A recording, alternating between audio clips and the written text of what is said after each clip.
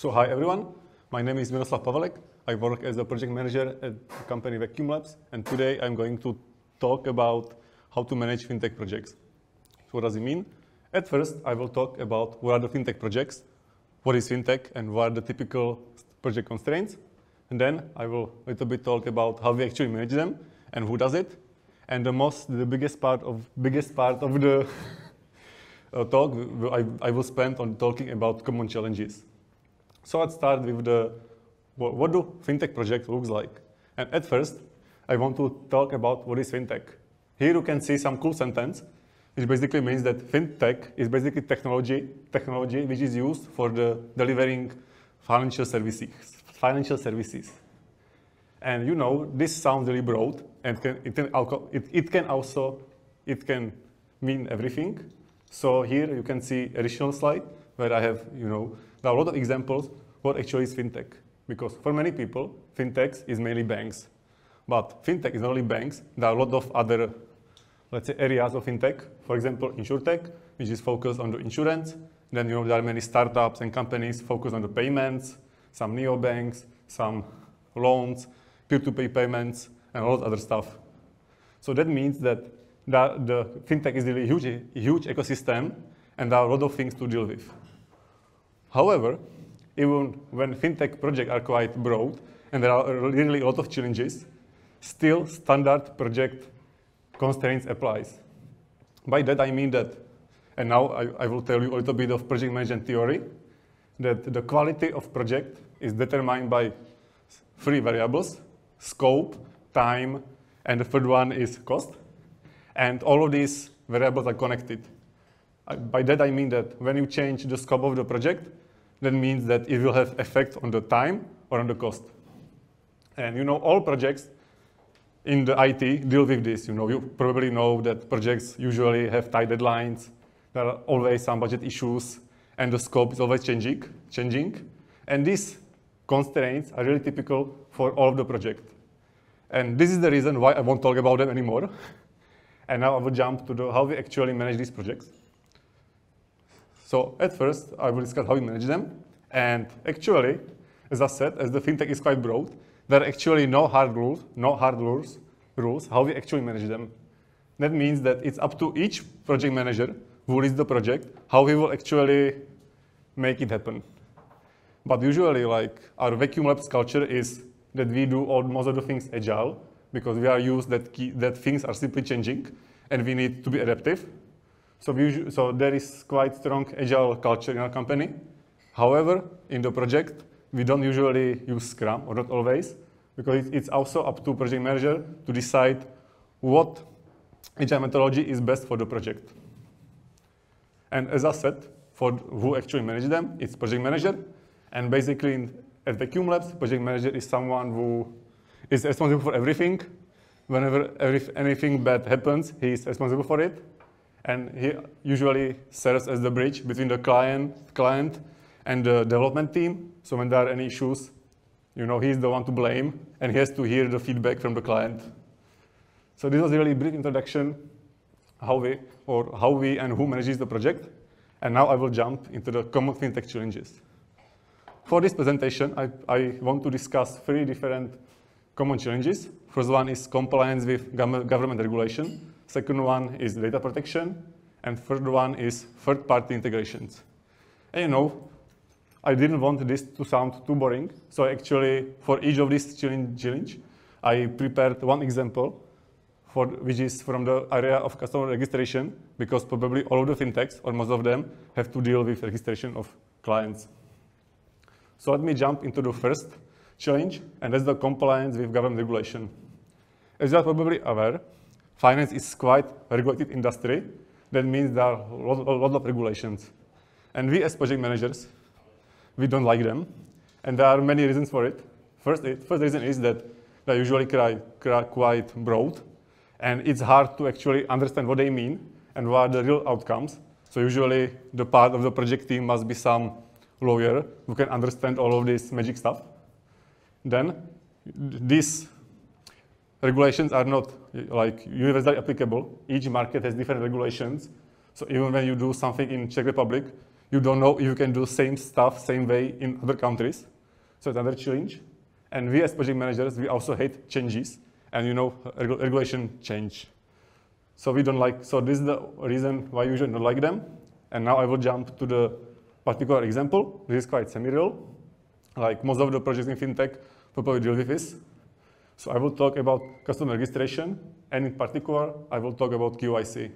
QIC, it means know your customer, and usually it's a process where the fintech company has to identify the user and basically check his name, surname, and maybe additional stuff. This must be done. Basically, the main reason for this is that it is required by government, and the purpose is that basically government wants to avoid assisting bad guys. So they want to avoid money laundering. That means when criminals get some illegal money, they cannot convert them to the legal one. So that's the reason why on most of the project there is QIC. And when you actually deal with this on your project, there are a lot of questions and challenges you have to deal with. First one is, do you really need to make KYC on your customer? Because it really depends. It depends on the regulation, on the market, sometimes even the extent. For example, let's say for some payments, when they are lower amount, you don't need to do any KYC. But when the amount gets bigger, you need to make some additional verification. And other thing is that sometimes, let's assume that some bad guy wants to use your system and wants to register.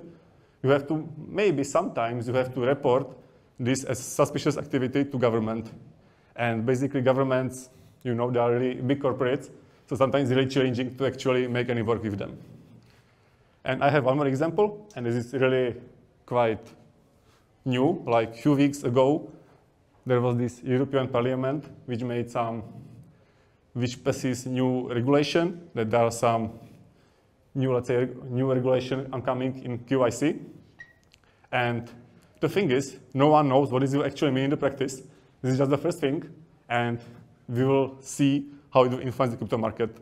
But this is just the example that things really change. So that was for the first challenge. Now I will jump to the other one, and that's data protection. As you may be aware, we in fintech deal with a lot of private data, like sensitive, and we need to make sure a few things. First, that these data are accessed only by those people which really need them, the first thing, and then we need to make some measurements so that some hackers or someone like that doesn't access it. So this is really quite common, but especially in fintech. And now I will jump to the example. You have to deal with a lot of things. So when we talk about the example of customer registration, you have to deal about how do you store this information and then the files. For example, in the KYC, sometimes you need to upload the ID of the customer. So you have to store the data somewhere. It may be on-premise, it may be on cloud, depends. As is it quite a regulated industry, it changes for each market and each occasion. Then you have to think about who can access them, and you have to also think about how to make them secure, and you have to also think about the edge cases. Basically, when something happens, for example, when the user fails during registration, how he will provide additional data to the company, if they can use email or telephone, if they need to make some additional verification. So these are also the issues we have to deal with. These are also the issues we have to deal with. And then, if there are some issues, let's say in the code, you have to somehow solve it. So you need somehow give access to the production data to the engineers. And this is something like clients usually don't think about this, but this really brings a lot of work. So now I will jump to the third challenge, and that's the third party's integration. Basically in fintech, the ecosystem is quite big, and whatever you are making, you are probably not the first company and not the first project to deal with most of this stuff. So there is always, you have to think about for each feature or part of system, you have to think about if you make it yourself or you will use some third-party service for that. So usually there is basically the dilemma between make it or buy it. And in fintech, we usually choose buy it because it helps us to launch the product easier. So we usually go with the choosing right third party. But the issue is, how do you choose the right third party? Because choosing them is not easy, and usually neither working with them is easy. And now, when I will jump to the example with customer registration, as you know, you still have to deal with the question, will you make the whole flow yourself, or will you find some third-party company for that? And choosing the third company, it's quite hard because you need to check all the costs, how it will be hard to integrate, if they are compliant with the regulation in the country you are launching it. Then there are a lot of additional factors. And you may say, okay, so I'll just Google it. And then you can see it is actually quite hard to Google it because even Google returns tens of different providers. So basically what we do, we usually have some experience in the field, so we can recommend which third-party service is right for that. But if the client wants to do it themselves, they will have to do quite detailed due diligence, which takes a lot of time. And that's basically everything what I want to say today. So I will just give you a quick summarization. What you should take from this quick presentation is, first thing is that fintech projects are challenging but fun.